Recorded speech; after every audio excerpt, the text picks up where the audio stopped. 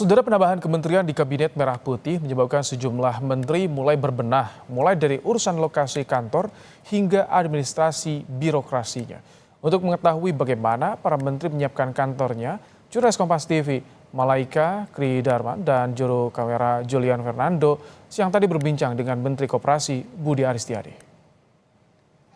Saat ini saya sedang berada di salah satu kantor kementerian Kabinet Merah Putih, tepatnya di kantor Kementerian Koperasi. Nah, ini kan sebenarnya kantor Kementerian Koperasi dan di kabinet sebelumnya kantor Kementerian Koperasi dan UMKM atau UKM ini kan satu. Nah, sekarang dipisah. Tapi seperti apa kegiatannya saat baru menjabat atau dilantik? Kita akan sapa langsung Menteri Koperasi. Halo ya, Pak Budi Ari Setiadi. Pak, ini kan Kementerian Koperasi dipecah dengan Kementerian UKM. Pembagiannya akan seperti apa, Pak? Kantornya seperti apa? Jadi fokus koperasi ini harus besar, harus meningkatkan partisipasi masyarakat untuk aktif berkoperasi. Karena koperasi ini sangat sesuai dengan filosofi ideologi ekonomi negara. Bahwa koperasi itu kan perekonomian disusun sebagai usaha bersama berasaskan kekeluargaan. Yang tidak lain adalah koperasi. Sehingga koperasi harus menjadi bagian kehidupan ekonomi masyarakat Indonesia. Ini pembagiannya, pemecahannya seperti apa? Apakah akan di gedung yang sama atau seperti apa? Kementerian Koperasi akan tetap di Kuningan ini, sementara Kementerian UMKM akan di Smesco. Rencana kerjanya nanti akan seperti apa, Pak?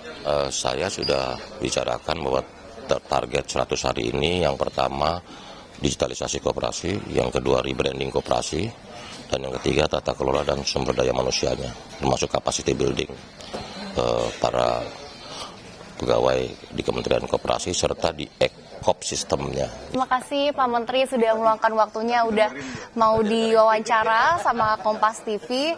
Nah, ini dia saudara kantor dari Kementerian Koperasi yang sebelumnya menjadi Kementerian Koperasi dan UKM dan saat ini nantinya akan menjadi kantor dari Kementerian Koperasi. Kita doakan semoga para menteri di Kabinet Merah Putih ini bisa bekerja dengan efisien dan walaupun ada beberapa kementerian yang dipecah atau dibagi, ini tetap efisien dalam menjalankan tugasnya.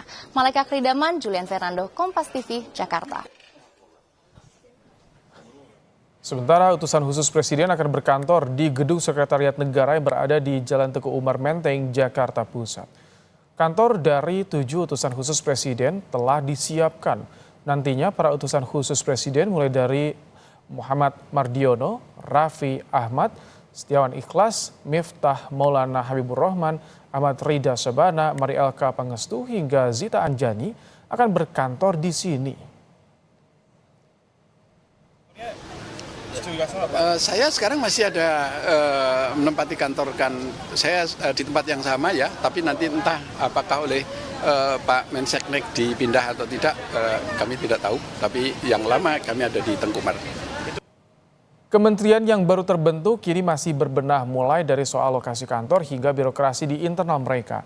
Bagaimana mereka menyiapkan kantor sementara dan bagaimana tuntutan agar segera bisa bekerja cepat. Membahas soal ini, kita sudah bersama dengan Wakil Menteri Transmigrasi Viva Yoga Mauladi. Selamat sore, Pak Viv. Selamat sore, Assalamualaikum warahmatullahi wabarakatuh. Waalaikumsalam warahmatullahi wabarakatuh. Jadi bagaimana, sudah ada kantor untuk Kementerian Transmigrasi? Kementerian Transmigrasi itu kementerian yang sudah ada sejak masa pemerintahan Orde Baru, memiliki aset. Sebenarnya dari awal itu semuanya adalah aset dari Kementerian Transmigrasi. Kemudian ada perubahan nomenklatur, tenaga kerja dan transmigrasi, desa, transmigrasi dan daerah tertinggal, sehingga itu menyebabkan saat ini kita harus melakukan restrukturisasi organisasi karena Kementerian Transmigrasi sudah berpisah dengan Kementerian Desa. Kalau soal kantor, kita punya 4 gedung di Kalibata, sangat luas, nanti akan berbagi dengan Kementerian Desa. Jadi dari kantor tidak ada masalah. Sekarang ini adalah soal restrukturisasi organisasi. Nah, itu dia. Soal SDM ya, Pak Fif. Jadi bagaimana pembagian mengaturnya dengan Kementerian Desa, bagi-baginya gimana tuh?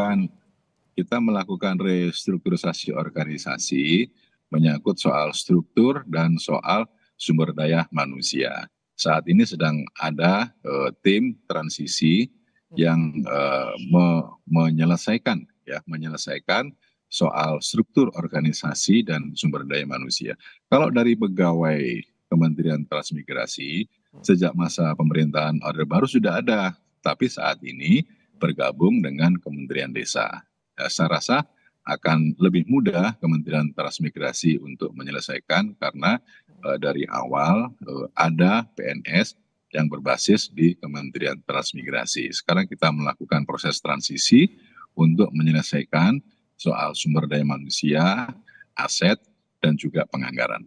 Itu perlu berapa lama, Pak Fif, untuk proses transisi ini? Karena kan sudah dilantik, dituntut segera bisa bekerja, Pak Fif.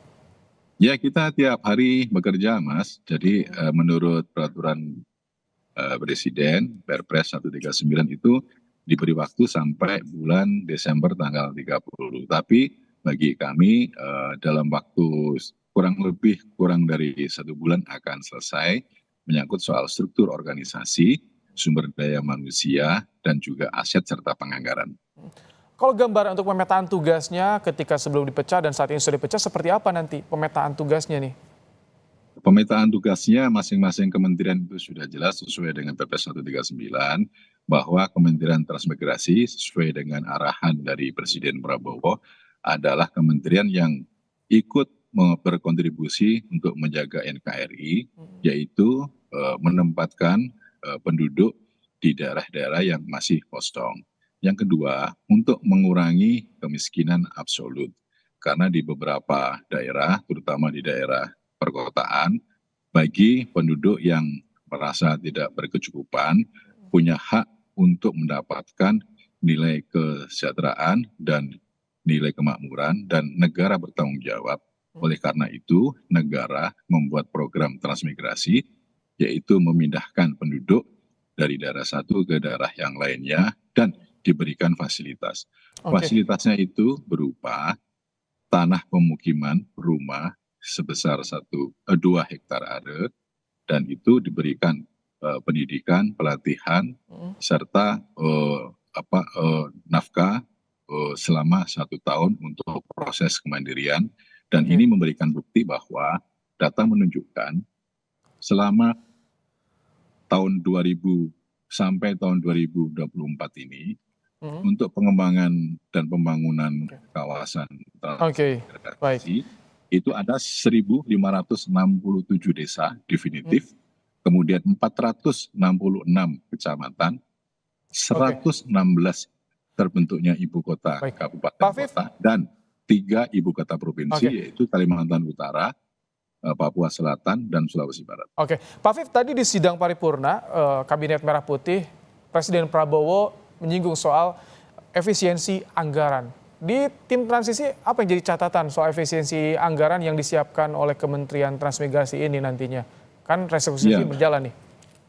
Efisiensi itu artinya program-program yang dijalankan di setiap kementerian itu harus memiliki output yang jelas. Itu arti dari efisiensi. Nah, untuk Kementerian Transmigrasi, sebenarnya animo untuk masyarakat yang melakukan transmigrasi itu banyak, sekitar 6.671 data yang terakhir, dan saat ini kita memberangkatkan 40 kepala keluarga.